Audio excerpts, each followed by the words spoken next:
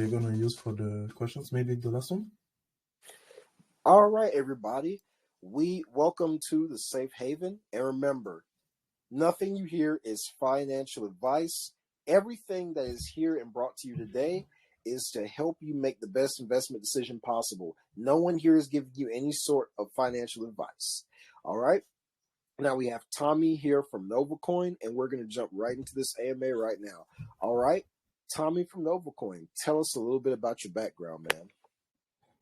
Thanks, man. Thanks for having us, first of all. I'm a dev. We're a team of dev that's been knowing each other for about a year and a half now. We launched a few different tokens together. One of a great success is called Stonks. He went to 18 million market cap and died down a little bit after because it was a meme coin, to be honest. And along the way, we made several connections. We figured out what works and what doesn't.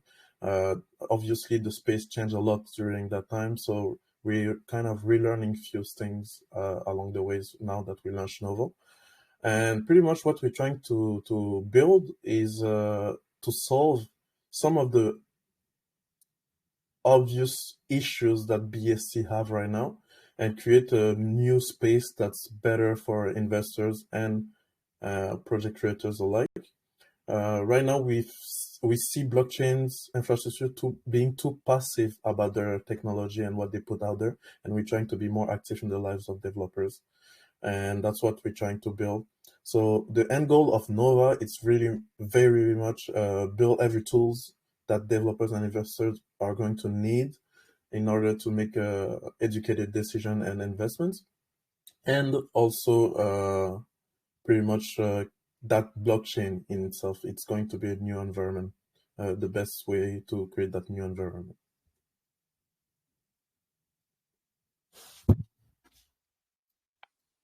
All right, man, I got you, dude. So let's get into Nova is designed with a singular purpose in mind, and that is to help fund and support the development of the next generation of blockchain projects. All right, so right off the rip, that right there sounds huge. All right. Absolutely. That sounds absolutely massive. And it sounds like when I read something like this, I think of something that has a lot of venture capitalist backing. It has the former Goldman Sachs CEO as the financial advisor. No, I mean, seriously, when you think of something that's going to support and fund the next generation of blockchains, I'm thinking this thing's got a crap ton of money before it starts off, man. So, man, tell us this. How are you guys planning on doing that?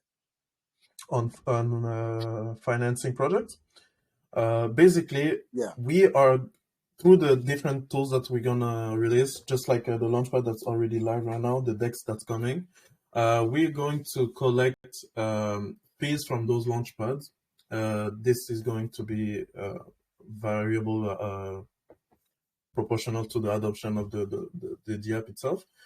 So part of the fees are going to go towards Nova for buy and burn purposes, and the other part is going to go in a pool where we can use to fund people that use, for example, the launchpad or a project that we find innovative in the space. We're gonna be able to make them bridge on Nova chain and expose them to our community. So basically, that's pretty much the goal. Plus, like I said, it's not our first rodeo, so we have massive fundings in our pockets.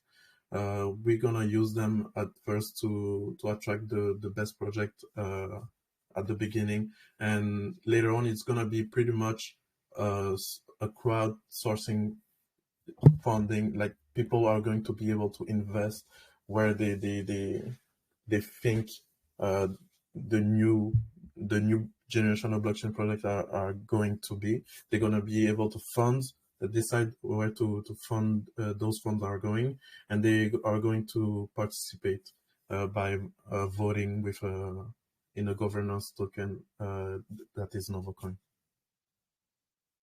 if that makes sense. Okay. All right. So how do we know that? Okay. What in your expertise or background, or maybe the team that you have right now, lets us know that you guys are fit for doing something like this? Okay. So basically, since the beginning, we've been asked many times this question, and every time we've proven right by delivering. Nothing that I can tell you right now is going to convince you at 100%. So action speaks louder than words, and that's what pretty much has been our mantra, at least for me, for the past month or so since Nova has been launched. So we said we wanted to release a launchpad. People took trust in those words, waited, and then the launchpad came out. We said we want to release the DEX. The DEX is very imminent. We're trying to push marketing until the 300k market cap, between 300k market cap and 500k market cap before releasing it. We released the blockchain testnet already, since the development on there is already going forward. So basically everything we do is very transparent, and you can see the progress along the way. So at any time, any point, you're gonna be able to make decisions regarding if we're able to do it or not. In terms of infrastructure development and how to, that's already covered. That's only result can talk about. In terms of building reputation, because this is another key factor in the success of what we're trying to achieve in Nova. So reputation, adoption, awareness in the space. We have one very important skill. You know the saying, you can have the best product ever, but if no one knows about it, it means nothing. So basically, we are expert marketers. We have business outside of the crypto world, and we pretty much mastered the art of social media marketing with paid ads, etc. So that in itself is gonna differentiate us from a lot of the projects out there that only market in Telegram or Twitter. So basically, we're gonna be able to put Nova Chain in front of new users every single day by just paying for ads on, let's say, Google ads, Facebook ads, YouTube ads, all that stuff. And that's, I think, is what's going to make us skyrocket past the, let's say, the road from 10 to 100 million. That's what's going to make the difference. But we're not there yet. So let me talk about the road from 0 to 1 million. 0 to 1 million, we're going to use our past contacts that we had from start. We have already a lot of people partner with us, so I can say their name. C Dog, Crypto Frog. We have you guys now, Dylan, Alec from Coin. So those names should ring a bell from you guys, and pretty much they pretty much ensure that we're gonna go to 1 million later on, and that's when we're gonna release the blockchain. So we want everyone to know about us, do a big launch, and avoid having like a ghost chain at launch.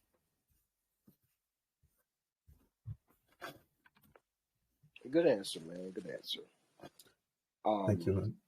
Next thing I do want to know is, so it says our launchpad provides users with the necessary tools to create and build blockchain projects. It offers multiple features and utilities at highly competitive prices, thus Mhm. providing users with an ease of access to development and an affordable alternative to commonly used and overpriced platforms. Can you break that down piece by piece, what that actually entails? All right. So basically, let me switch to the launchpad. So the first user interface that we did is pretty much very similar to Pinkster, so people are not like uh,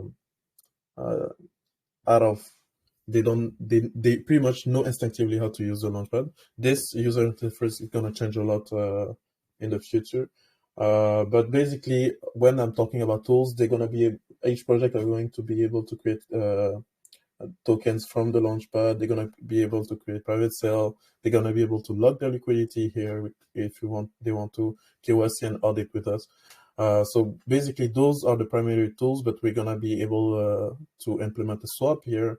We're gonna be able to implement a bridge. We're trying to build right now. It's there are going to be different DApps for the NovaPad, DEX, etc. But we're trying to bring it all at the same place. So it's going to be a one-size-fits-all solution for new investors. So you don't have to go, for example, on PoolCoin and then connect on PancakeSwap and then have a wallet separated in. You're gonna have everything at the same place. That's the end goal from a DApp, one DApp, one size fits all. But for now, for development purposes and to get things out fast, we're gonna make them separate and merge them later on.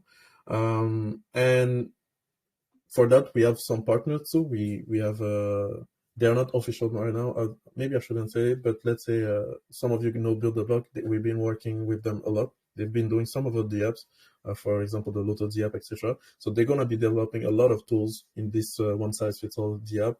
And we have a new partner too, which is Dex Builder, where you can just create a swap for under $20. So that's going to be massively huge for people who spend like thousands and thousands of dollars to create the same exact utility. So we're gonna be able to give the same utilities that people use every day in the space for a fraction of the price. For example, the Launchpad in itself, every utility here is out of the gate 50% less than Pixel.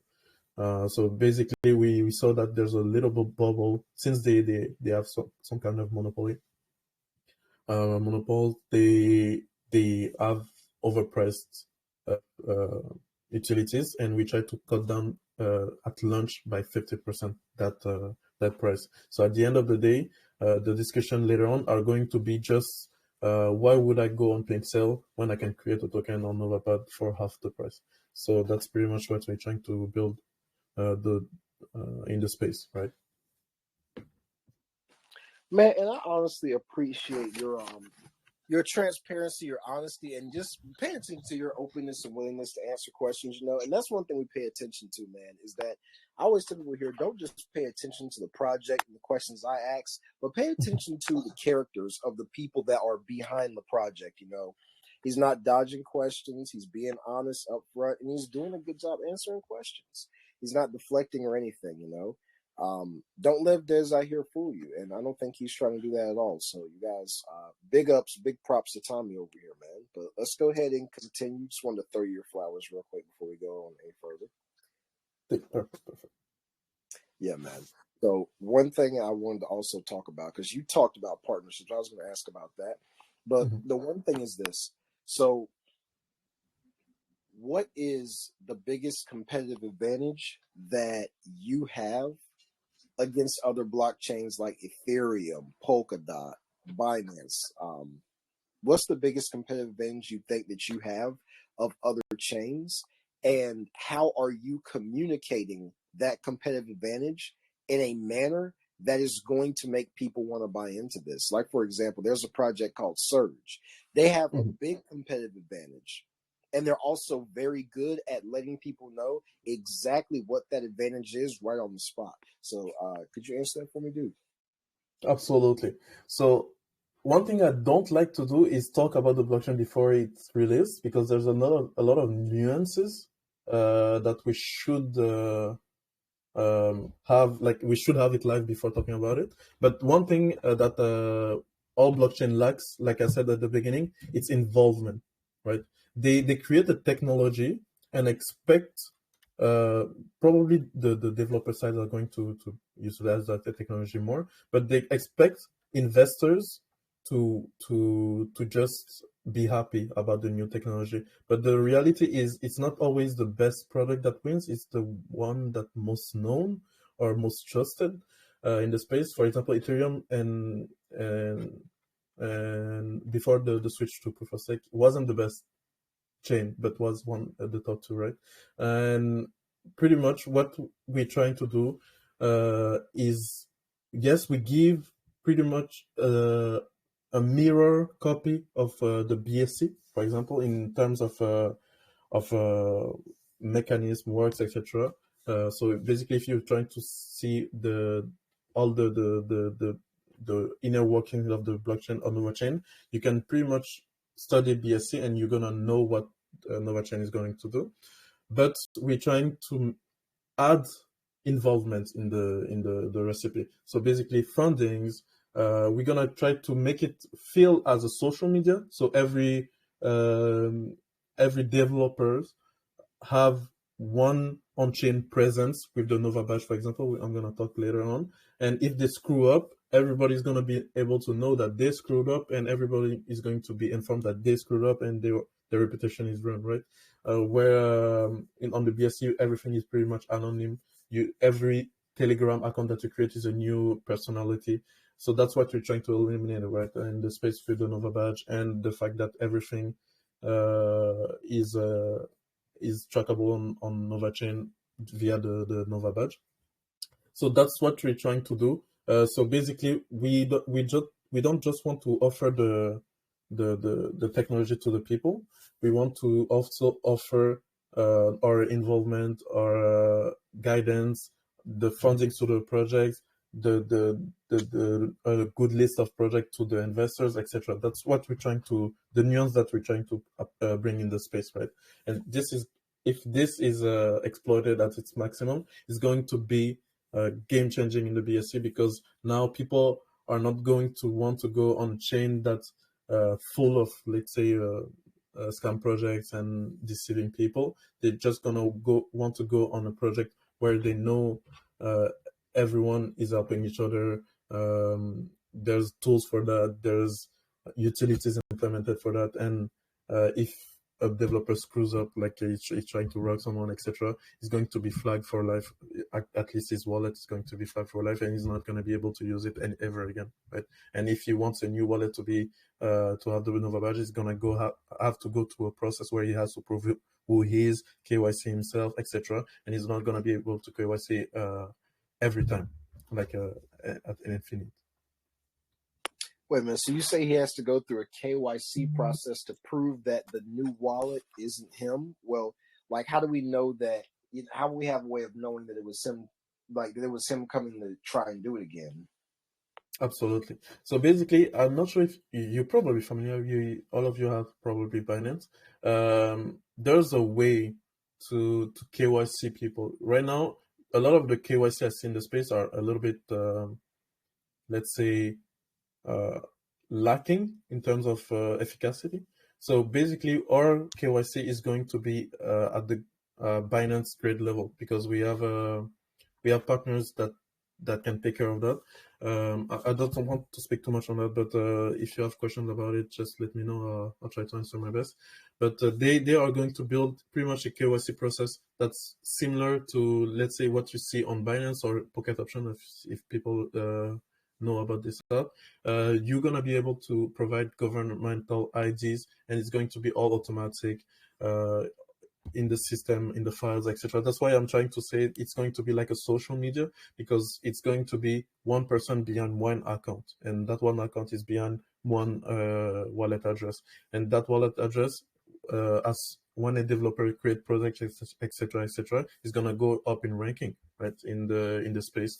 And if he screws up, he lose everything. So you cannot, why we doing this that way, you cannot force people to not do shady stuff. The only thing you can do is not make it worth it for them, right? So that's pretty much what we're trying to aim for. There's different plans we have in mind regarding that. So the fundings, giving them access to the funding, the higher the rankings is one thing. So they won't want to do anything shady because of that. They're not gonna want to, because it's gonna ruin their reputation, their wallet's reputation, etc. And they're not gonna be able to KYC again, because we have their government files, the government's ID on files, right? So that's pretty much what we're trying to build, but that's for later on. Probably it's going to be a lot present on the DEX and then on the blockchain. All right. Okay. And the KYC is only for developers? Yeah, only for developers. Investors are just going to be able to read about the projects. They're going to be able to see which project is KYC'd with us, either through the NovaPad or either to the Nova badge. And the Nova badge is an on-chain token, so it's trackable and not non-transferable and non-fungible too. So it's pretty much like an NFT, but not really. So basically, it's going to be associated to their main wallet, and they're going to be able to launch project on this main wallet. Right. All righty, okay. And how can we be sure of the security of the blockchain? Perfect. So the security of the blockchain depends on a lot of factors. There's, for example, let's start with the smart contract. So the smart contract is built by us, the team of Nova, and in collaboration with blockchain developers that have been doing this for a long time, right?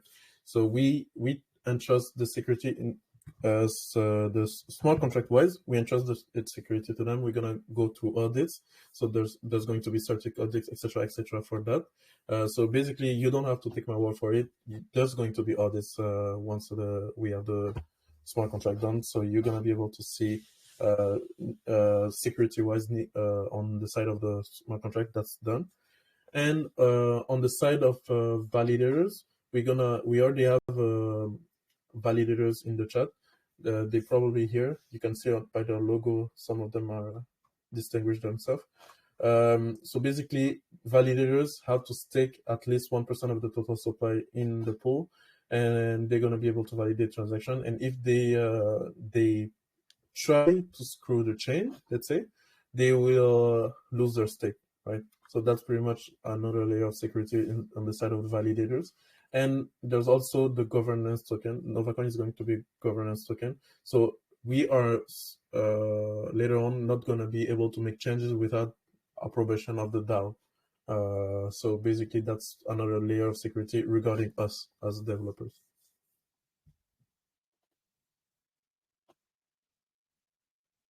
Got you, man. All right, that's cool. That's cool. So let me just jump off real quick, and talk a bit about the marketing side, man. So Mhm. like you were saying earlier, it's not necessarily always the best project, but it's the project that I forgot exactly what you said, but it's not necessarily the best project, but it's the project that can get out the most to the people. The people that Exactly. can latch on to the most. So how do you guys plan on marketing this in a way that will make people want to be on board and stay on board? Garnering that true, genuine loyalty. Absolutely.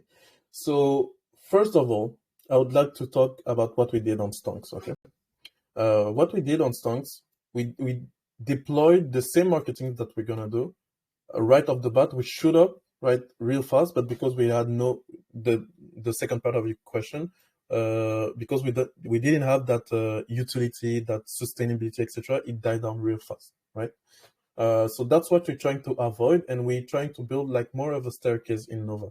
So as you can see, this is more what we're trying to achieve. So it's gonna be cyclical, right?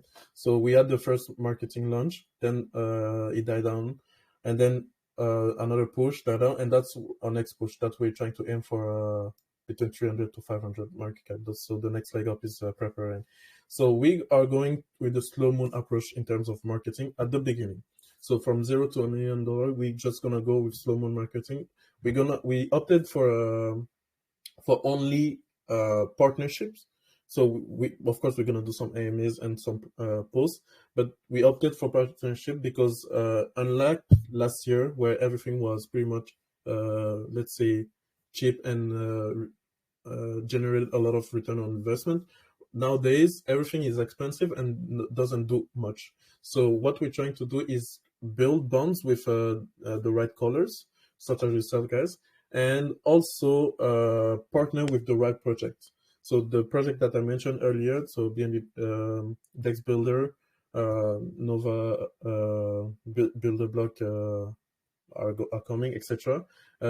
Grimace Coin because he went to multiple millions, etc. So we're trying to partner with the right people um, to help us bring this to $1 million, right? So that's our strategy from 0 to 1 million partnerships. From 1 to 10, it's solely going to be on marketing inside Telegram and Twitter. So on those sites, we're gonna be able to hire marketing CMO, let's say.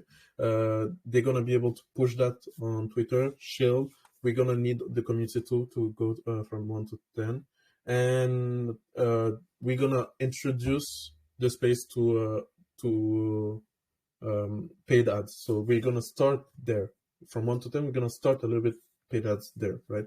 And from 10 to 100 million, that's not really marketing that makes that move. It's adoption. So adoption, it's pretty much how your ability to go and put yourself out there. So we're gonna use a lot of paid ads for that. We're gonna inundate the market with Nova ads. You're gonna be able to see Nova ads on YouTube. You're gonna be able to see it on your search Googles. You're gonna be able to see it even when you scroll through social media. You're gonna see Nova there. Something that not a lot of chains out there do. So that's what we're going to do to bring exposure. And along the way, we're going to develop the utilities that I mentioned earlier to make sure that once people get to the chain, they're never going to want to leave, because we're going to be able to build it a little bit like a social media. So people are going to want to come in, see the news of the days. They're going to want to come in, see which project has been launched by which developer. For example, when I say Stonks has been my last project, you're going to be able to see it as soon as that you come on the chain. So the chain is not going to be the imaginary idea that people know exists but don't see. It's going to be really a place where you go and can see the activity going on, etc., not just a scan, etc. So that's pretty much what we're trying to build, like a new environment, a new space, etc. You're going to be able to explore the chain through a DApp. One DApp size fits all. That's pretty much what we're trying to do. And that's after that, it's going to be app and community management. So the same tactics that let's say Instagram used to keep you there, TikTok used to keep you there. This is the same strategy that we're going to be implementing. So it's going to revolve a lot on. Give me one second. Sorry, I've been talking a lot. I need water. Just give me a second. Perfect. So it's going to revolve around utilization, time spent on the app. So those metrics are we going to be analyzing and trying to improve a lot. So it's going to be a business model, business pretty much. That's what we're trying to do. All right, man, that sounds good. Now, one thing that stuck to me that I wanted to mention. Now, everybody, pay very close attention to what I'm getting ready to say. Okay, everybody, pay attention to what I'm getting ready to say. I'm not picking on Tommy. I'm not talking bad about Tommy's project. I'm not at all. I'm just addressing something that comes up. So you mentioned slow moon marketing. You know, that is a term that, you know, is slow mooner. That's a term that, okay, how do I say this? Yeah. No, you can say it. We use the same terms with my team JIT mentality, etc. Yeah, a lot of people use that term when their chart is down 50, 60, 70, 80, 90%. And whether they know it or not, there's not really too much behind it. So how can we know that you guys are actually creating slow, like, tell us some stuff to let us know that you're actually doing some slow moon marketing? And it's not just a cliche term, oh, it's just down and we're just going to keep marketing. You know what I'm saying? Okay. There's an actual strategy behind it, thorough.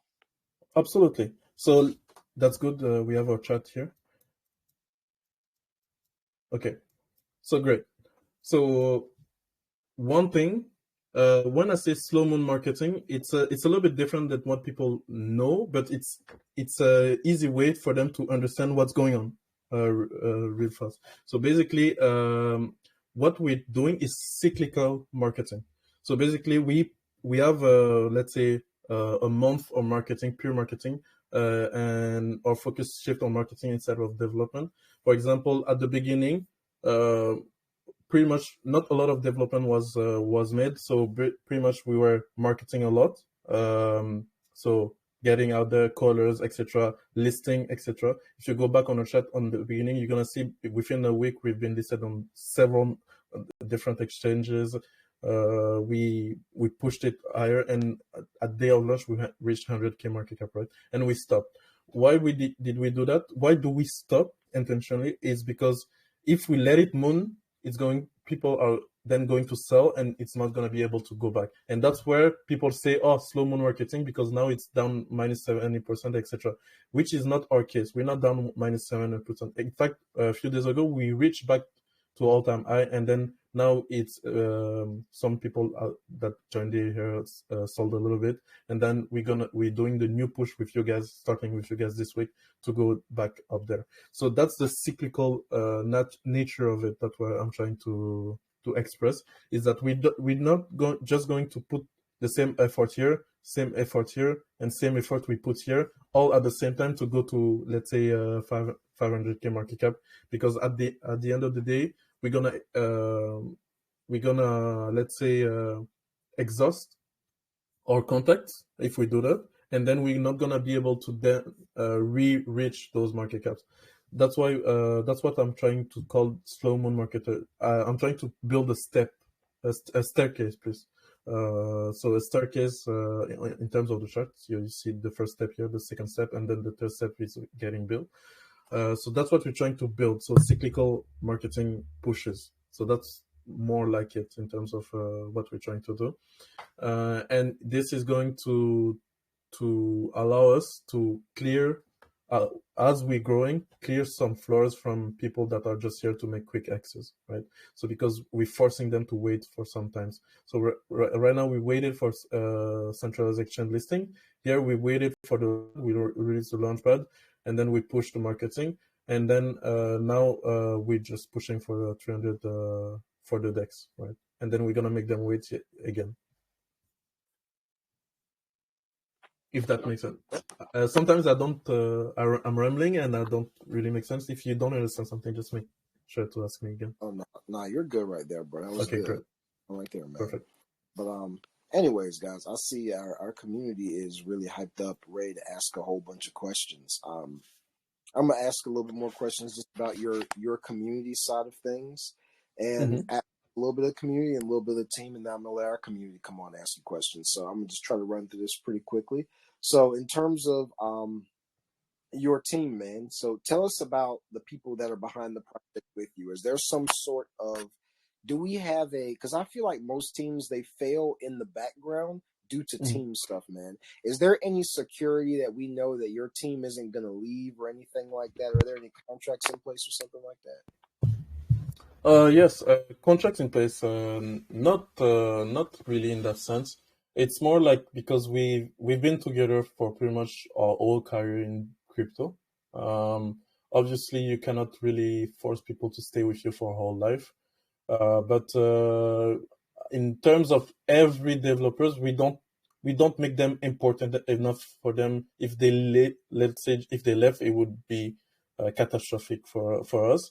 The three main developers is me, King, and Alex. Alex is a lot on the side of development. King is a lot on the marketing side, and I pretty much manage community-wise, extra, and take important decisions. Us three, we know we're gonna be there from the beginning till the end. Obviously, some of King and Alex and it also me, we have a few ideas of side projects we want to launch, but it's not gonna happen until we reach a certain level in Nova. And those side projects are also going to bridge towards Nova Chain, and all our partners are going to bridge to Nova Chain once it's done. So basically, it's uh it's not going to be a big problem. It's going to be concerning if one of us three does it, but it's not gonna happen because we encourage that developers create more than one project, right? So if we weren't able to do that ourselves, it's going to be a problem. It would show that what we're trying to build, we don't live by the same rules, right? So that's pretty much. Even if I know I shouldn't say it because I think he wants to announce it himself. I know Alex has an idea about a project, and he wants to launch it once we reach 500K market cap in Nova. And this project is gonna also help Nova on chain, but it doesn't mean he's out of the team, right? So he's launching a project and then helping on development, right? If that answers the question. No, it answers it, man. It makes sense, dude. Yeah, of course you can't guarantee the future, lock everything down. But when you do have a foundation of trust there, you know, Mhm. it's almost as good as actually having a legal contract in place. And of course, nothing is perfect and nothing is said and done. But I perfectly get what you're saying, man. And that's a sustainable answer, dude.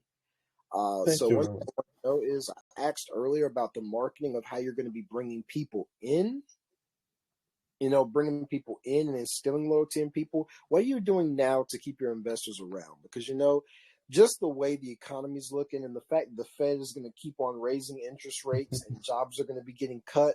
I mean, the value of the dollar is going to keep on going up. Jobs are going to get cut. People are going to be making less and spending less. Um, One thing I wanted to really know about is there's a big washout phase. A lot of people like guys. Let's get real. I understand that there's a lot of talk in the space about don't sell your bags or hold or Mhm. hodl or things like that or be a good community member, dude. There's not really, now I'm not talking about literally everybody, but guys, there's not really a sense of loyalty in the space to the guys. Like this is investing. Everybody is here to make money, and everybody's here to make Absolutely. money and make life changing money for their own families. Even the people who tell you not to sell, those people are going to sell. You know what I'm saying? Because they'll tell you not to sell, but they won't tell you not to buy. You know what I mean? They won't tell you, oh, don't stop. You should quit buying at this amount, but they'll tell you should stop selling after this point if you got this much money. And that they're being selfish in their own right, unless it's like a private group that's like specific to we're trying to hold this. That's different. But Mm. bottom line Okay. is, how To can answer your question, well, I haven't asked. uh, I okay, go ahead. haven't. Yeah, but what are you going to be doing to instill loyalty and keep the people that you have now around with you? All right. So, loyalty is built upon pretty much my character and my background, like what I've been doing with Nova since the beginning. So it's loyalty comes with trust, etc. You have to build rapport with people, right? I don't see them as investors. I see them as my family. There's some of them here. You can unmute them. They're gonna tell you exactly the same thing. We have what's called the validator chat, where all the people that owes 1% plus that are eligible to become validators when the chain is live are in. And this chart has become really like a family. We've been holding floors like crazy. We went through hell and back several times. Those peoples are really the core heart of Nova, and they are not going around. They know what's up, and we've gone through maybe three wash times. Let's say we there's a point where we went back down to 10K market cap and then reached back up to 200K market cap, and those people saw the work that we've been putting in Nova. They have complete trust in us, and they here for the long term. So that's pretty much what we've been trying to build. We've been trying to build rapport with people in there. In fact, the validator chat is sometimes more, very more active than in the main for that reason. They get to take decisions about the chains. In this chat, they get to give their ideas, etc. So we don't have three brains always working. We have like at least 40 brains working together to make Nova the best project on the BS and then on its own chain. So that's pretty much, you cannot force or lower, let's say, stop people from selling later on, but you can just only factor in that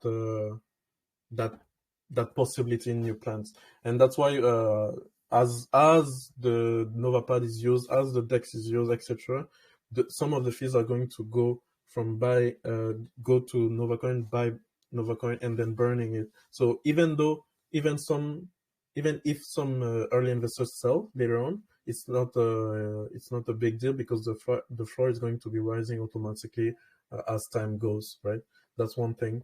And also the people that are in there, they're going to be able to earn passive income through the validator earnings. So they have no interest in selling until the chain is live. Some of them have extra percentage, so the minimum requirement is 1%, but some of them have like 2, 3, 4%, and they intend to sell maybe 1% along the way, which is normal. We agree to that. We even tell them to have that plan in mind. And that's counterbalanced with the fact that we're buying and burning along the way too. So that's pretty much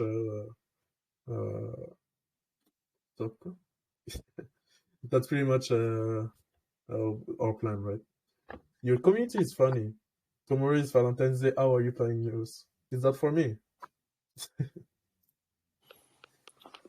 All right, man. Well, that was a good back and forth we had. You did a great job. I really appreciate you. You didn't hide from any questions. You answered every question thoroughly and thoughtfully, and that's pretty much what we're looking for, and that's what we're expecting. So, big ups to Thank you, you, man. man.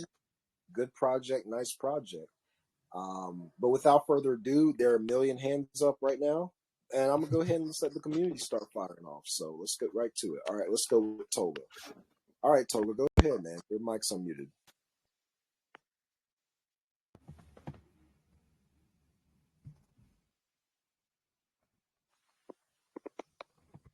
All right, Tola, your mic's unmuted. We're gonna go past you in about 5 seconds.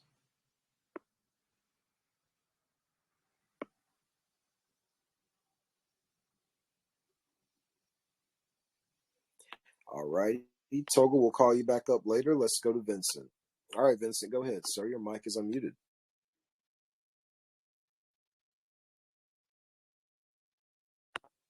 Vincent, your mic is unmuted. Go ahead, sir. Hello. Hey, man. Okay. Thanks for giving me the opportunity. My question is, in regards to the project, I see you in the website that you guys will be providing lots of services to projects in Web3. With all of us knowing how messed up the Web3 and decentralized space is right now, I want to know how you intend to stand out between other existing projects that offers this utility. And do you also have any plans to curb scam and fraud activities in the future, which can also be implemented into one of your utilities? Because that will really be of help to us investors who has fallen victim of such several. Okay. I had a lot of difficulty hearing what you said, but pretty much what I'm hearing is what stands out, what makes us stand out from other people that offer those utilities, the same utilities. The power of those utilities is not, they're not, for example, there's project that just offer the launchpad, right, and not the DEX. There's project that offer only the DEX but not the launchpad. The project that offers both but not a blockchain. So the power of those utilities are going to be all together, right? And like I said, I want to merge them inside the same DApp, so you don't have to jump around different DApps to do to use um, to pretty much use the blockchain, right? You're gonna be able to go to the same place, use the blockchain, have your news, etc. That's pretty much the end goal, and that's the power of the network that we're trying to build, and that's where we're gonna stand out from others. So basically, we're not just gonna promote the pad to the BSC and hope that people want to use our pad instead of Pinkster, for example. We're not just going to promote the DEX and hope they're going to use it instead of PancakeSwap, but we're just going to give them a place where they can come and do everything at the same place, right? That's pretty much what we're trying to do. All right, cool. So I don't know if you heard this part where I asked, do you also have any plans to curb scam and fraud activities in the future, which can also be implemented in one of your utilities, because it will really be of fun. I really don't hear you well. Did you get that this time? Yeah, okay. I'm gonna repeat. I say, do you have any plans to curb scam and fraud activities in the future, which Scam can and also fraud be activity. implemented in one of your utilities? Yeah, because it will really be of help, and it will make you guys, your launch pad stand out more than the others. Okay. Okay, so instead, regarding scams, etc., etc., like I said, you cannot force people not to do anything wrong. You can just make it not worth it to them. So basically, for them to use our DApp, they're gonna need to KYC themselves, right? And they can do that only once. So once, if they do anything wrong with their Nova badge, it's going to be taken away from them, and they're not never gonna be able to KYC again from another thing. So basically, they're gonna come on the chain, do something, and never come back again. So as time passes, the chain is gonna become safer and safer and safer, because you're gonna be able to trust only people that have been there for a long time, that have been doing like 2-3 projects successfully, for example. Or let's say he makes 2 projects, one was not successful, but let's say 3 projects, one wasn't successful and 2 was successful, and you say this developer has a good track record. It's gonna be like not really, but a little bit like a LinkedIn profile for every developer. So basically, you're gonna be able to see the past, etc., and that's where you're gonna be able to you're gonna be able to avoid scams, etc. So you're gonna have tools like honeypot detector. You're gonna have those basic tools in the app, but at the end of the day, the really thing that's gonna shield you from those projects is the fact that everything is gonna be traceable and assigned to every activity on the chain from a developer is going to be able to be tracked back to him very easily and very fast, because we do the work for you. Right, cool. Nice explanation. I don't know if you can permit me to ask one more question. Sure. Yeah. Not right now, Vince. You've been all right. Okay. Okay. Thank you very much for giving me the opportunity. I appreciate it. You just answered the question, though, man. Good work. Yeah, we just got we literally got like 20 hands up right now, so I can't do all that. 2 would have been good enough, but my man, you just wanted to, I understand, take it all up. Yep. All right, man. Appreciate you, dude. All right, let's go to Maxwell. Maxwell, your mic is unmuted. Go ahead. The floor is yours, man. Yeah, hey guys. Can you hear me? Yes, I can hear you. Yeah, okay. So, good day, Tommy, and I must say you have a great project. But I believe the space is meant to be innovative. When you come in with ideas that are already in place, it should tend to be unique and provide those opportunities which the other projects didn't include. So yeah, this leads me to my question for the NovaPad, and that is, what is your plan actually to create a sort of pre-sale proof that's a solid proof for rugs? I've seen projects, a few ones actually create a sort of insurance feature for those who rug after some few days and all. So I just wanted to. Okay. Yep. I don't think you can see it on the URL. Okay. Let me answer that verbally. Basically, like Pixel do, once a pre-sale is over, at least 50% of it is going to be locked inside Nova locks. So they're not gonna be, even if they rug, you're gonna be able to have at least 50% of your funds back.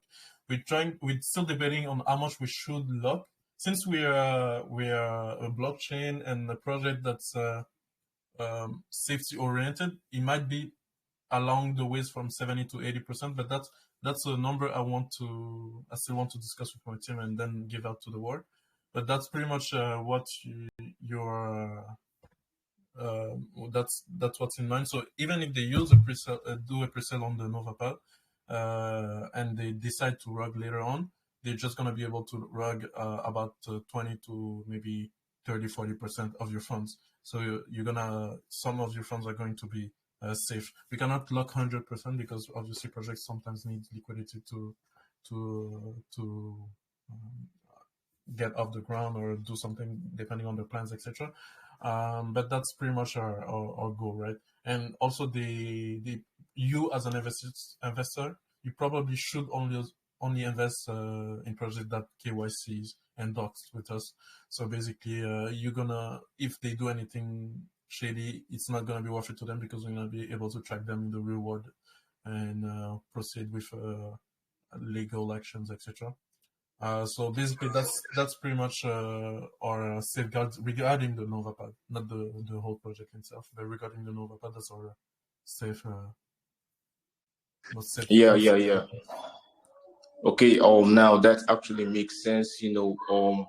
investors who see a project on your pad know that it's safe, but TG cut me short there. And you said it's going to be about 50% that's going to be restricted when they actually go live. So I just wanted to know, for those who actually bought, what would be the distribution back for to those investors, from the rock pool. Someone can invest 4 BNB. I don't expect it to be the same distribution to those who invested $20. So yeah, I just wanted to know the distribution back to the rocked investors. Yeah. You're talking about the order, because they're gonna be able to receive the same amount of if we lock 80%, they're gonna be able to. I think we're gonna take a fee, so maybe 75%. They're gonna be able to receive 75%. Let's say if they invested $20, they're gonna receive 75% of $20. If they invested 4 BNB, they're gonna receive 75% of BNB back in terms of insurance, etc. But sorry, I lost myself here. But in terms of order of redistribution, obviously we're gonna be able to see people who invested more at first on the scam, so they're gonna receive it first, right? Okay, great. That sounds good. So, before I go off, just want to wrap up with this suggestion. The space seems to be vamping up, and would actually encourage, if later in the future you plan to integrate credit cards and debit cards, whereby they buy with their cards and market to the outside crypto sector. That should be also innovative to the pad itself. Yeah. So, thanks DC for the opportunity. Wish you guys the best of luck. Thank you very much. Thank you for the suggestion. I love it. Yeah, you're very welcome, Maxwell. Thanks for coming by. My man said the broke investors. My man said the broke investors. Oh man. Okay, let's go to Dean Mark. Okay, Dean, go ahead, sir.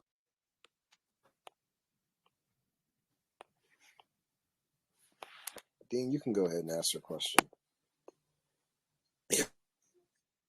Hey, hello, can you hear me, bro? Hello, bro. How are you? Yes. Yeah. So actually, I've been listening to the AMA for a while, and it has been a really great and innovative one. So I just want to touch on my question. The market situation definitely hinders a lot of project performance.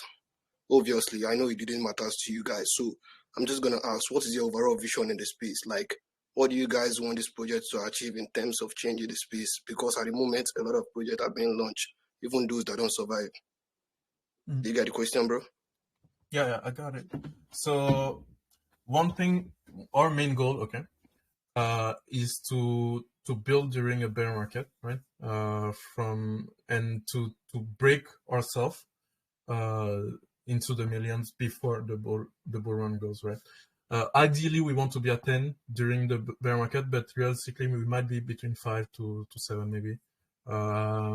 Depending if the bull run starts this year or next year, probably next year.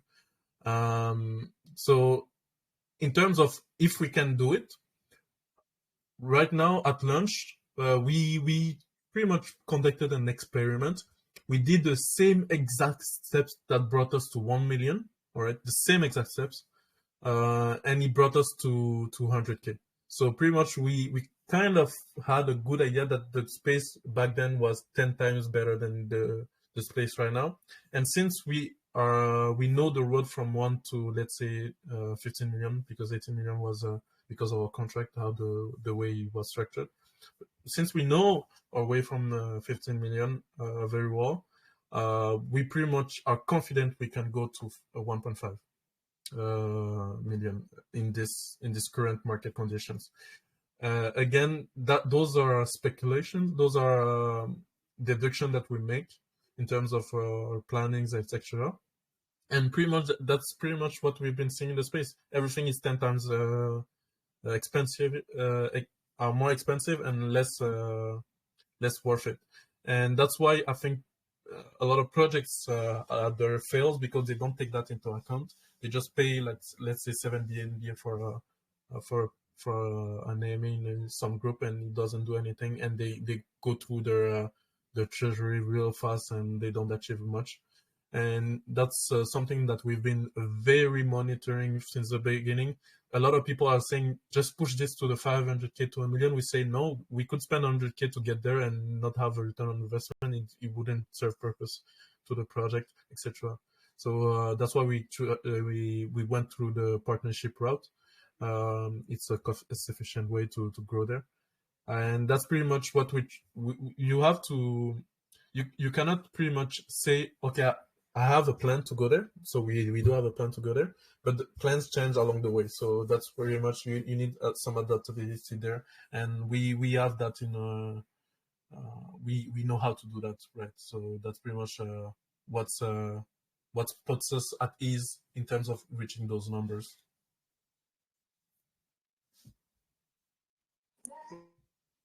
Okay. I'm not gonna waste a lot of time, so I just wanna touch on something. I don't know if You're bugging a little bit, but DC said it in the AMA, although I'm late. Apologies for that. So I just want to know, like, have you guys got, job careers outside the space in which you guys use to fund the projects, or you guys have got a lot of money to fund it? I don't know if you get my question.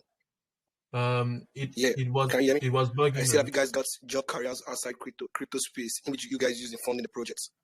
Job careers? That's what you said? Yeah, can you hear me now? Yeah. Okay. I'm guessing you're asking if we are funding outside of the crypto space, or people working for us outside of the crypto space. Yes, we have people working. Job careers outside the crypto space. Yes, absolutely. So in terms of skill set, we already have them. In which you guys use in funding the projects. Like, what are your source of funds? Oh, okay. One thing that's it's a little bit. I'm just gonna cut my. Yeah, because I think we have a delay. You and question there. Actually, it's a. Yes. Okay. I'll answer your question. Not in terms of outside of crypto space, I myself started outside of the crypto space in terms of marketing and business building, etc. So I have the skill set for that, and I also have a team that's been working with me outside of the crypto space that doesn't even know how to build the projects, etc. I have a network on that part, so that's good. And also, in terms of funding, we've been at it for a while. Just Stonks in itself made us quite a lot of money. We have investment. I have several. I shouldn't disclose my investment things, but pretty much we have money. We are almost not. Two of us are millionaires already. So it's in terms of fundings for the project in itself, we have it, but the goal is not also to burn our money through wrong decision after wrong decision, etc. It's easy to go back to zero once where we are with what we have right now. We're not shielded from failure, absolutely. So basically. We have the fundings from our pockets. We have the network that could help us in terms of skill set, etc. And we have the skill set already in us, right? So I already know how those marketing, like social media marketing works. I've done it for my e-commerce brand, etc.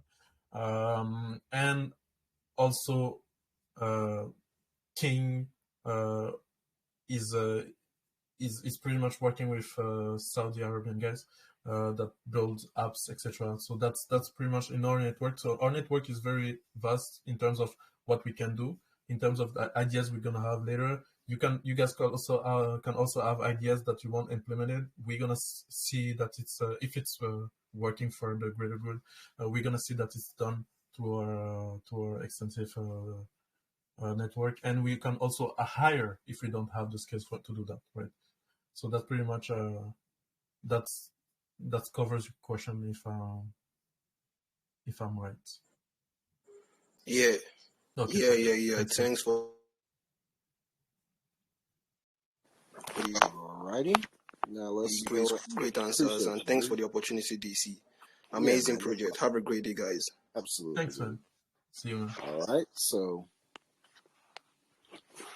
next up, let's get straight to Vladlin down here. All right, Vlad, take it away. Oh, hey guys. Yeah, just my mic button is laggy, so I did not see I'm muted. Yeah. To begin with, as I understood, I think I understood it correct. So you like building a layer 1 blockchain. It's not layer 2 EVM based, right? Yeah, absolutely. Okay, so what I was actually, you got me a bit confused because you said that to become a validator, that all holders of 1% of supply will then become a validator for the upcoming blockchain, and that made me a bit confused. So I was wondering, what actual algorithm are you utilizing, if it's proof of authority or proof of stake? Yes, sorry, I didn't mention that. It's a proof of stake blockchain. So basically, the minimum requirement that we set right now with the circulating supply right now, it's 1%. So people who own 10 million token, it's pretty much an application. So once you own the 10 million token, there's another requirement too, but that's for validators only to know. But once you have the 10 million tokens, you can apply to become validator, etc. We have to keep a balance between decentralization and validator reward. So we're not gonna have like 100 validators on the chain. The maximum we want is 50. So that's and we have 40 right now in the whale chat. Some of them are going to leave along the way. Some of them are going to join, of course. So that's pretty much what's going on with the validator. And the process is simple. You just have to stake your tokens in. One thing though, you need a little bit of hardware knowledge to set up a node to become a validator. And since not a lot of people want to do that, we are also going to create a service where you can delegate your tokens. So you're going to receive a little bit of validator rewards, but everything is done by us because we have nodes running. We have 5 nodes at the moment. We're going to order more. We have nodes running right now, and we can, by delegating your token, you just have pretty much a simple staking platform. So you just put your tokens in a staking platform and earn the validator reward. So that's something we're building for validators later on too.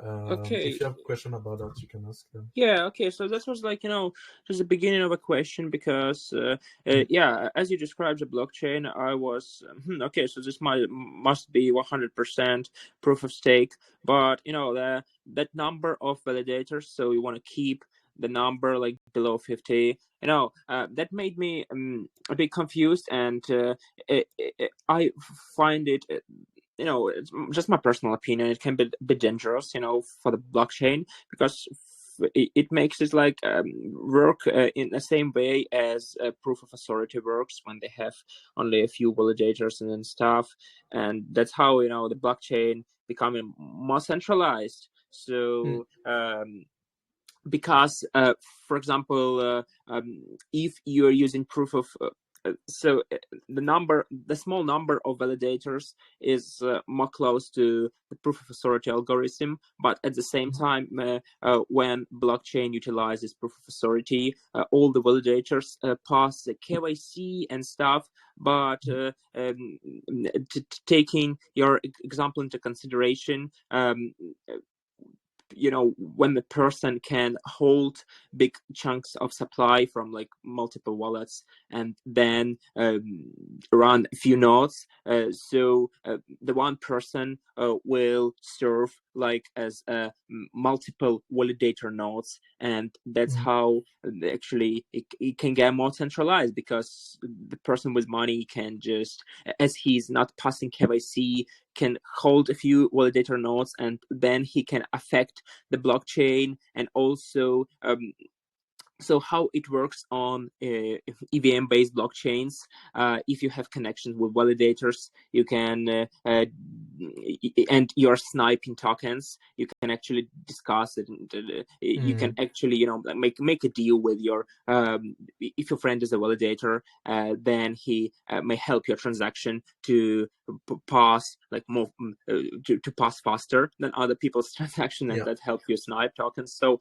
the thing is, so the point I was trying to make here, so if you want to keep number of validators lower, maybe it would be better if you can provide some sort of not like KYC with documents, but some kind of verification to make sure that not one person runs a bunch of validator nodes, and then first of all he receives like more fees from the swaps and transactions, and also can affect the blockchain, and also can help his friends, like to snipe tokens and stuff.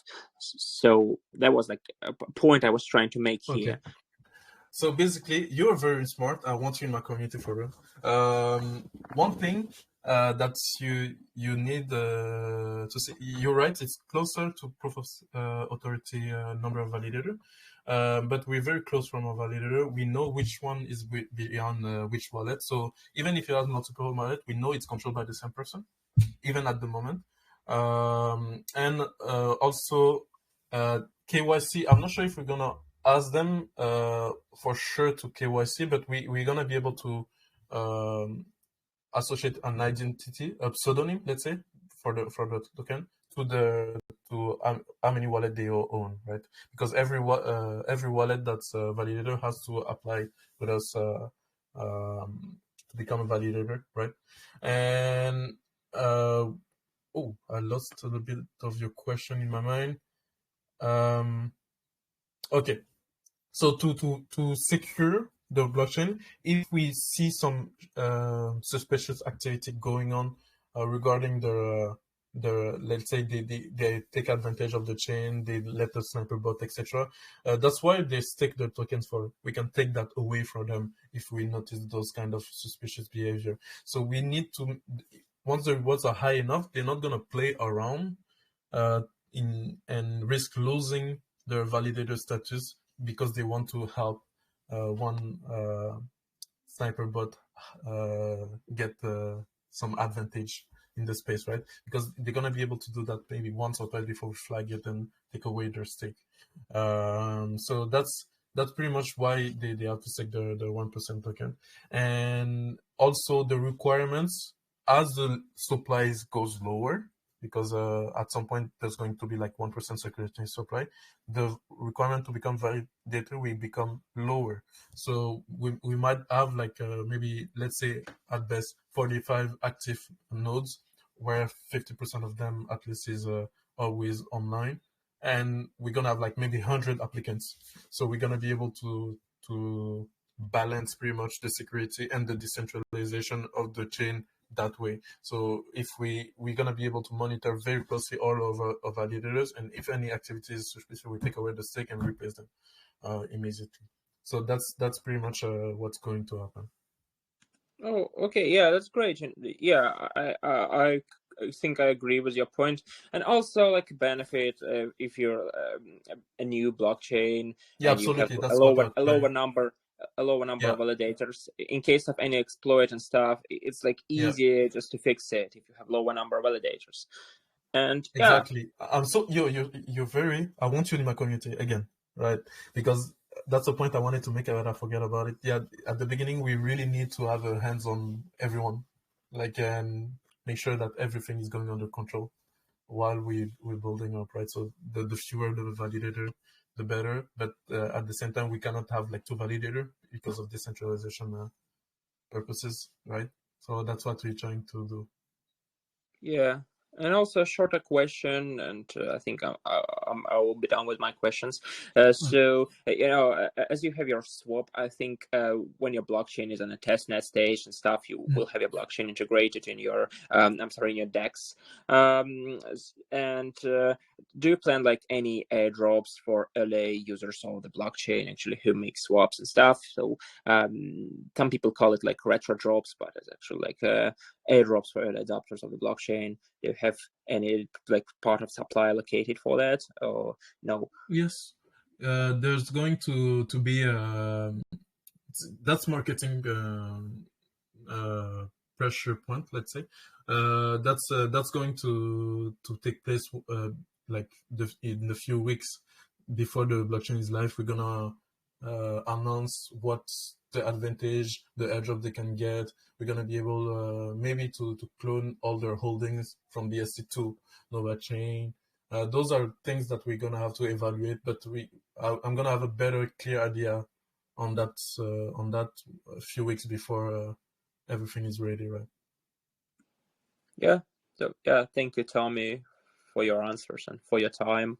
I think we had a good conversation. Yeah. Thank you, man. Yeah, I think I'm See done you, with my brother. questions. Yeah. Yeah. Yeah, that was great, man. Wonderful. Dude even said he wanted him in his community. Jesus Christ. Yeah. All right. I like smart people because we're building together, right? So basically, those kind of back and forth is very helpful to us. You have no idea. Oh, without question, man. Absolutely. Yeah. That's why I let him go on for that long, dude. But CC Jitters, anyhow, your mic is unmuted. You can ask your question, man. Thank you very much, DC. It's a pretty good AMA so far, and then it's a pretty good conversation, right? So, and I also noticed that you said you're a developer, and then Alex, the second, is also a developer. That's pretty awesome. You know, I wanted to ask a question based on a developer standpoint. So, since you're a developer, you're gonna understand how backend topologies and it's gonna sound pretty difficult for some people, but okay. So one question I wanted to go on with was how you plan to integrate what kind of service you want to integrate for the backend, right? Perhaps if you want to use a service that will really cost you money, maybe if you want to integrate a third-party application for your Neon pad and stuff. So I was thinking, depending on the service you wanna integrate, how do you plan to make sure that transactions coming back and forth is not going to affect the pad you want to make? Especially when I'm trying to, maybe a project is launched on your pad and then people want to ape into the pre-sale, or maybe they want to find out details about that project, and then they're actually seeing wrong details, like maybe not updated details because of the server downside or something. How do you plan to improve the connectivity, and the service? So the answer to your question is going to be evolving as we grow. At the moment, we're using a third-party source server sourcing.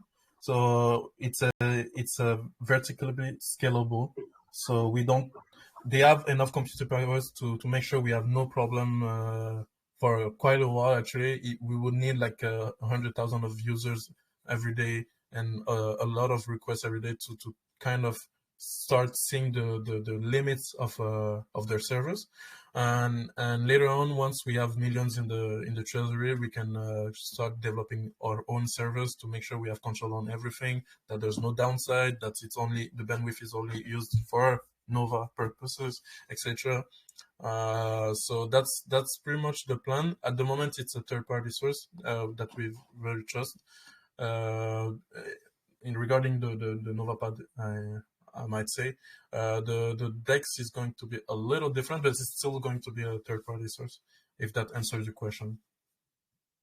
Yeah, that's a pretty good answer, because I was thinking about how you plan to, especially as you said, as you evolve, because sometimes you could have a lot of traffic because of, a lot of people coming to the pad, and then your server is kind of like small, or maybe the service you're paying for has this kind of like small service that you have to go premium, you have to go this before you be able to access a couple of other features, and then perhaps the money you have is not enough, and then a lot of people are coming in and the traffic keeps growing and growing.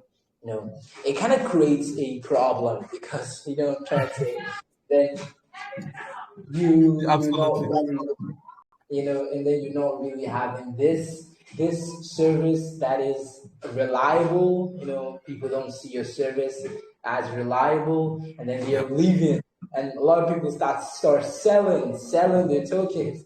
absolutely. So you're gonna have problems. So that's why I really wanted to know how you plan to like manage that. But since you're using a third party application, I would still say it would be best if you kind of like, I would say, monitor that service 24/7. Yeah, yeah. So how do you maybe try to bridge that gap between using that third party application and then the launch pad you're having, trying to connect that to when investors, when they're high traffic, when they're high traffic, how would you now manage that even if you don't have enough money but you're still evolving, but you have traffic, how you still manage that,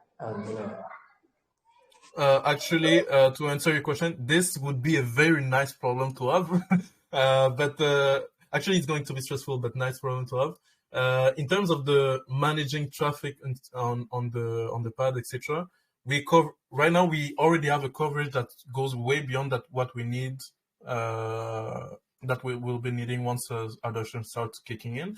Plus, in terms of funds, we're never going to really hit that issue because we already can afford to upgrade it to a enterprise, worldwide, international enterprise grade level in terms of traffic. So I don't see us hitting that upper cap in the near future.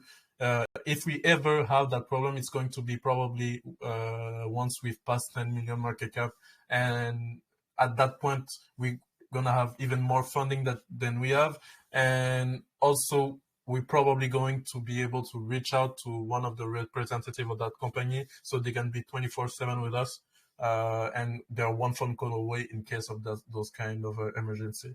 But that's not a concern of ours since the third party we're using is very reliable, and they are literally right now we can contact them 24/7 with the package we have with them.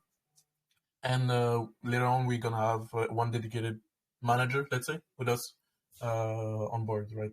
And even later then we're gonna have our own servers.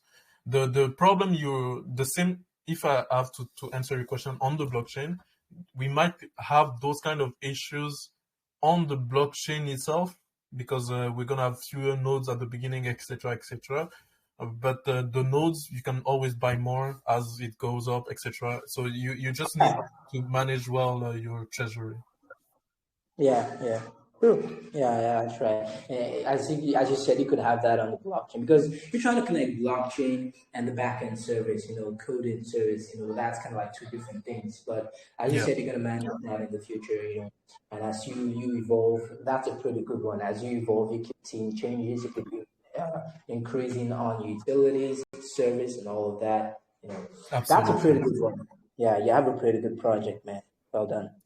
Thanks, man. Alrighty, good work, CC. Nice interaction there, man. I like that, man. I want to As much as I congratulate you, brother. Your community is just amazing. thanks, man. Appreciate it, dude. I'm glad. Yeah. I'm glad you think that, bro. I definitely think the same, man. We're great. But hey, guys. Okay, so we're almost at an hour and a half here. I'll let it Oh go yeah. about 15 more minutes. So guys, now everybody, once again, pay attention to what I'm saying now. One question per person and no back and forth because I want everybody to get a chance. So roughly everybody gets about 1 minute. Okay. You get one question per person. All right. And this time we can't do back and forth. If you want to do a back and forth, you got to DM Tommy. Now, if you start asking more than one question or you go into back and forth, I'm going to have to mute you. I'm going to move right on. All right. I'm getting everybody in. I'm trying my best to. We're going to do this right. All right. Graceland, go ahead, sir. Graceland, I'm trying to get. All right, Grace, go ahead, man.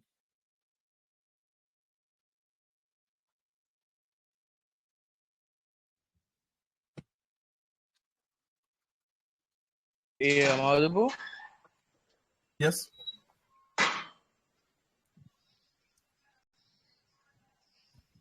Is there a Yeah, delay? Tommy, it's a great presentation from your side. So, I just want to, without wasting much of the time, I just want to go straight to my question. So, my question is, putting into consideration the current market condition, how the bear market has been reducing the value of the liquidity pool holdings of most projects. Do your project have any plans to peg all kind of edge the pool for excessive devaluation, seeing the state of the market? Is that the question? Okay, so I got like maybe 70% of your question. So it's regarding the liquidity and our plans to strengthen it in the bear market. Is that it? Okay, I'm just gonna assume that was your question. So basically, in terms of the liquidity, there's been few concerns about some members of the community about the fact that our liquidity right now is low. Our main plan about it is from the fees from the launchpad and the DEX, there's going to be a buy and burn features implemented from there, and it's going to make us not our liquidity grow steadily along the way as we grow as a project, and it's going to strengthen our liquidity, make sure the floor rises, etc. At the moment, we're very early in development. Our liquidity is locked for a year, so if we add any more to our liquidity, it's pretty much blocking funds that we need from for the DEX and the blockchain for a year at least.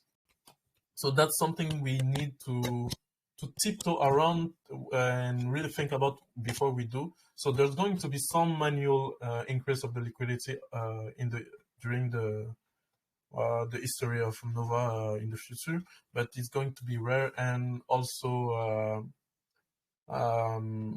let's say, how can I say, at the time where we don't need the money. So every extra money that we have, if we don't have any development, is going straight to liquidity to strengthen it. That's pretty much our plans regarding the liquidity pool.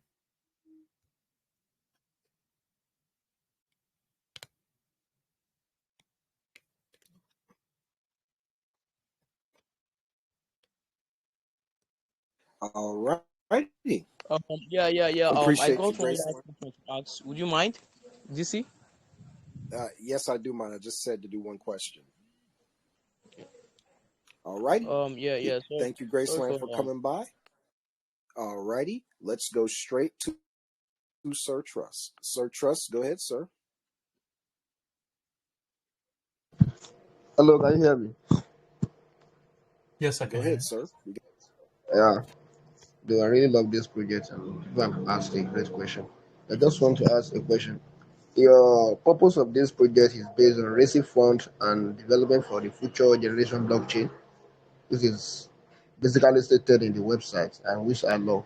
But I just want to ask, in case this project fail, will you still continue with that purpose? What do you mean project fail in terms of the token? Yeah, I'm talking about time of the Yes, token. yes. So basically, we've been starting to work on this project way before we launch a token. That's why at the beginning we've been able to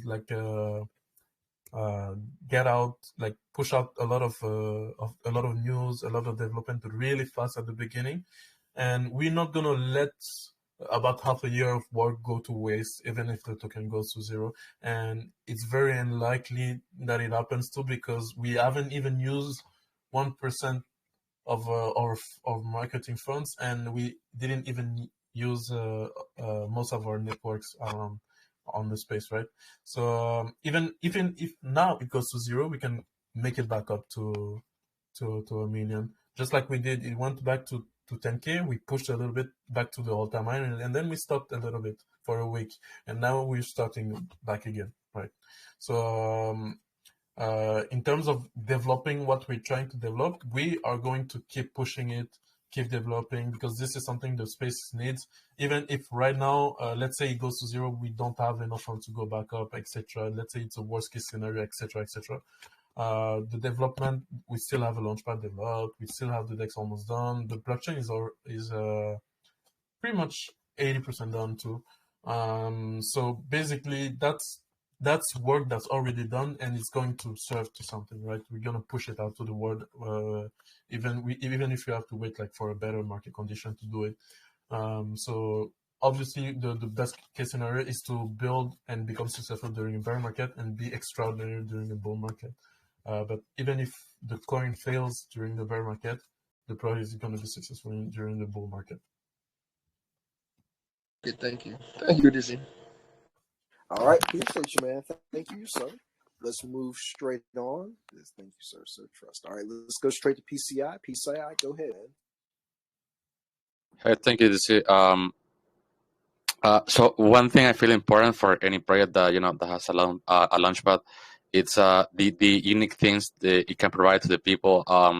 How helpful they are to since there are many launchpad out there. So I see that you can provide KYC, audits and others. One thing I think is also fundamental, it's the exposure. So there will be many people deploying and creating pre-sales that don't have knowledge or connections in this space. Since you will be known and you are already known, it will be good that that you could also provide to these people the opportunity to be exposed to either new investors, AMA channels, I don't know, potential marketers, let's say. So Absolutely. That's why we're trying to partner with a lot of marketers in the space, because as soon as they have the Nova badge, they're going to have access to all of our partners in terms of service. Maybe at a discount, that's a discussion we can have to have with our partners. But they're going to have access to all our network, and they're also going to have access to our community. So they're going to be announced in our community if they pass all of our trust tests. And they get automatic exposure that way. So they don't start from zero if they don't have any experience, etc. We're going to help them create what they're trying to create. And if it's the idea is innovative enough and we trust and the community trust and vote for this project to have funding, they're going to have part of the funds from the DEX and the Launchpad too. So they're going to receive funds from there. And they're going to be able to start one step further. yeah, that will be actually a good idea. Thank you for the answer. Thank you, DC. Thank you. Thank you, man. Appreciate you. Great, great. All right, let's go to Ayush. Okay, Ayush, let's see what you got.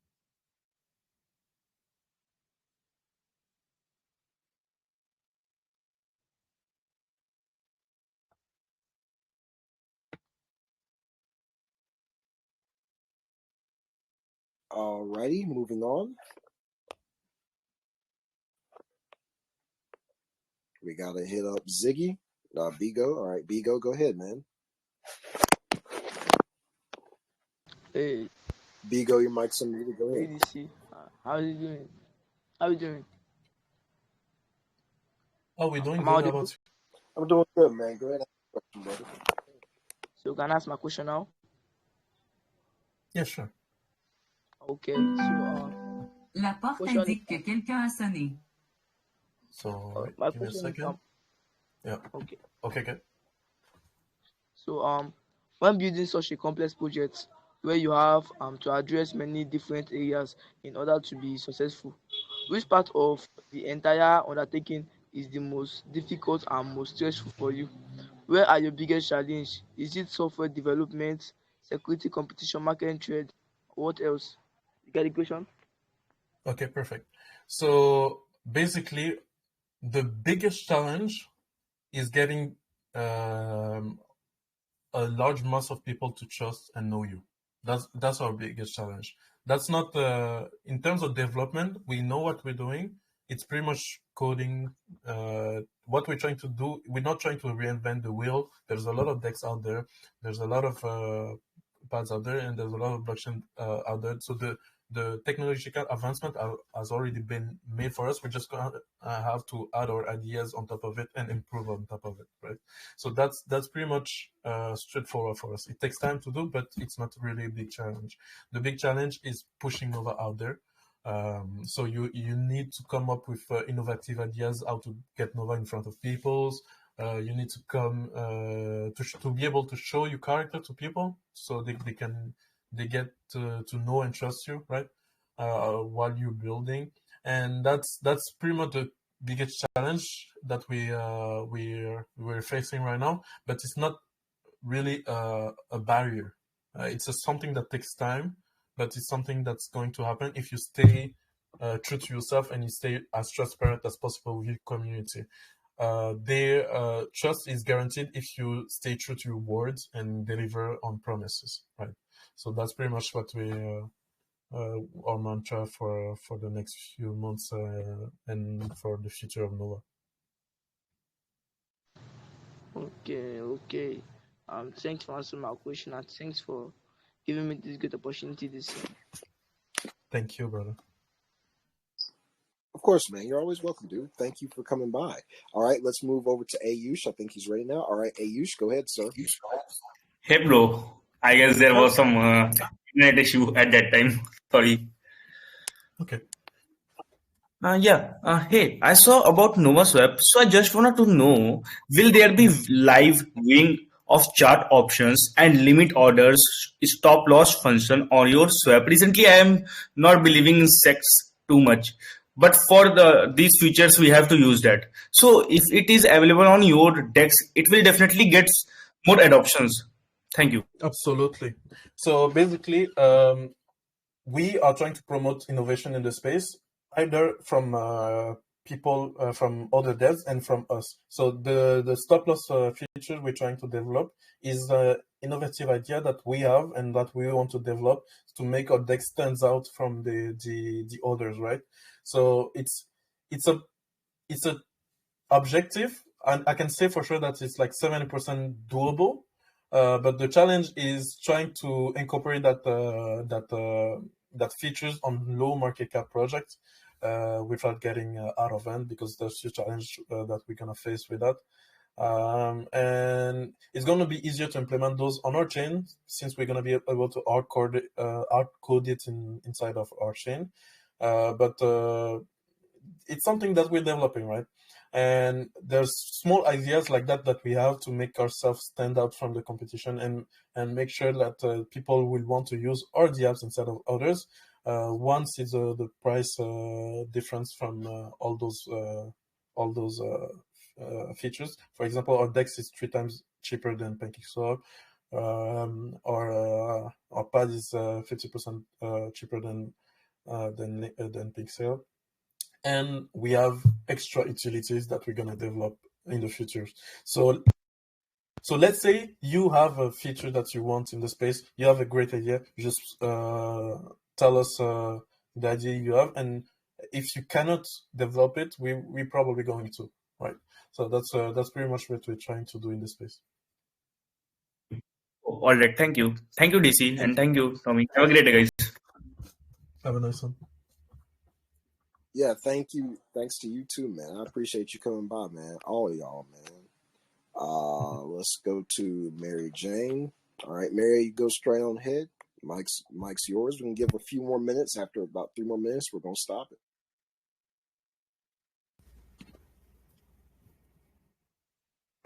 Mary, your mic is unmuted. I'm gonna give you 5 seconds. 5, 4, Hi. 3, 2, Can you hear and me? 1. Can you hear me? Go Hi. ahead. Go. Oh, I'm so Yeah. sorry. It was my network. How you doing? Yes. Good, and you, Mary? Nice to be here. Good. You know, I was really paying attention, but there's something that it really interests me. You know, since as part of your coin is buy and sell tax, I would like to know, what if investors buy and hold and do not sell as planned? How do you plan to balance or fund the market in another part of the project that needs attention? I really need to know that aspect. Can you explain that? Other than the buy and sell tax. Okay, yeah, thanks. I got your question. So like I said earlier, there's funding coming from the utilization from the pod and utilization from the DEX. For example, there's a few different fees in the pod. Okay, let me expose them here. Okay. Maybe it's higher. Okay, so those are the pricing for the pad. For example, every time someone deploys a token, it's going to be 0.1 BNB, and part of it is going to go buy and burn Nova. So there's a 10% tax on that, and part of it is going to directly go to the funding pool. Part of it is going to go to NFT holders because there's NFTs out there for Nova. Some of those who own the NFT are going to get a portion of the fees on the NovaPad. So basically, some of them goes there, and that's pretty much a source of funding for the for the pool where we want to fund different projects. And the same thing is going to exist in the DEX, and the same thing is going to exist in the fees for the blockchain. That makes sense. Okay. Thank you. Anyway, nice. Thanks for the explanation. I really appreciate it. Thanks, actually. Thank you very much. Thank you.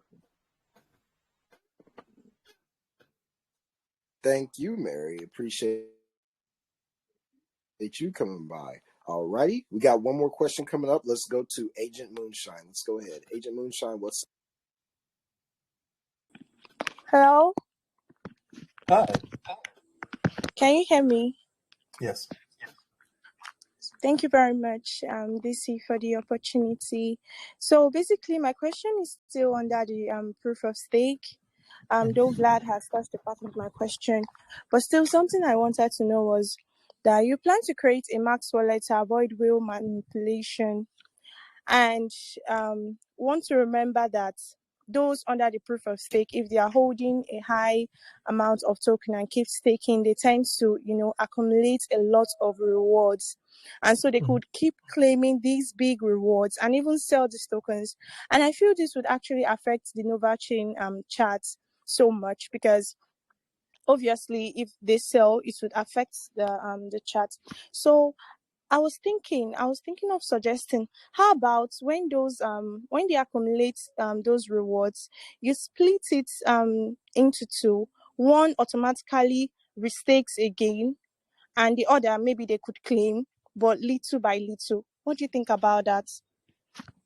That's a discussion we have to have with validators. We're playing with the money at this point. So basically, I don't plan to do that. I try to counterbalance that with the fact that we buy and burn Nova from all the RD apps. So basically, as validator sells, we the same force is going to go from the bottom to up from buy and burning Nova, right? So they also are not going to be able to withdraw like instantaneously all their staking at one time. So if they want to get out as a validator, there's a certain lock period time, etc., right? So only the rewards they can sell, and the rewards, it's pretty much a little bit offset, a little bit greater than just buying and burning, but they're gonna evolve at the same time. So the higher the rewards they have, the higher the transaction that we have on the DEX and the Launchpad, and the higher the burns are. So it's going to balance itself as we grow, pretty much. Okay, thank you very much. Because one of the issues of this proof of stake is that it keeps rewarding those with that stakes higher, and they just keep accumulating rewards. So I was thinking of how you could make it fair for every investor by adding a utility where they could restake or something like that. Thank you very much for the answer. I really appreciate. Thank you so much, DC, for the opportunity. And by the way, just to answer the last part of your question, yeah, they can restake automatically if they want to. It's an option, but they can just claim every time if they want to.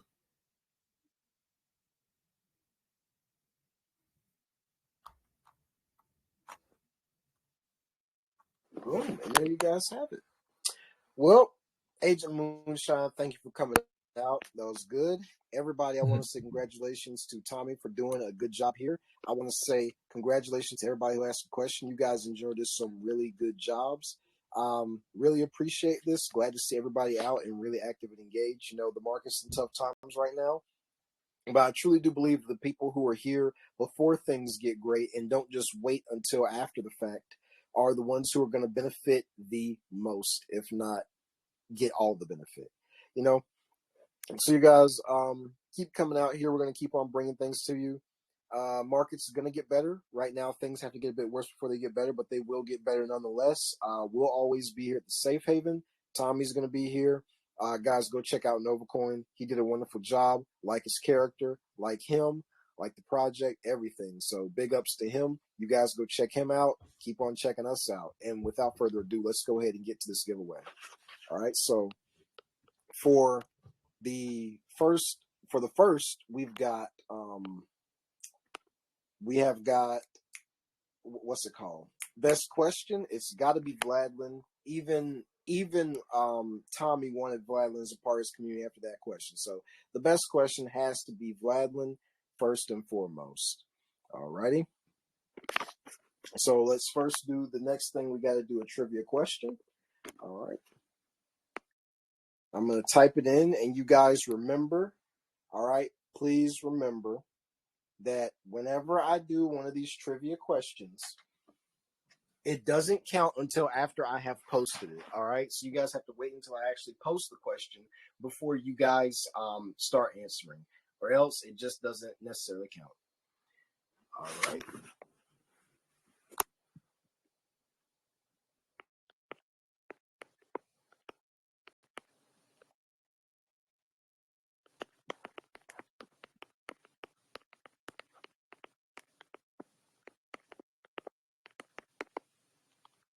Okay.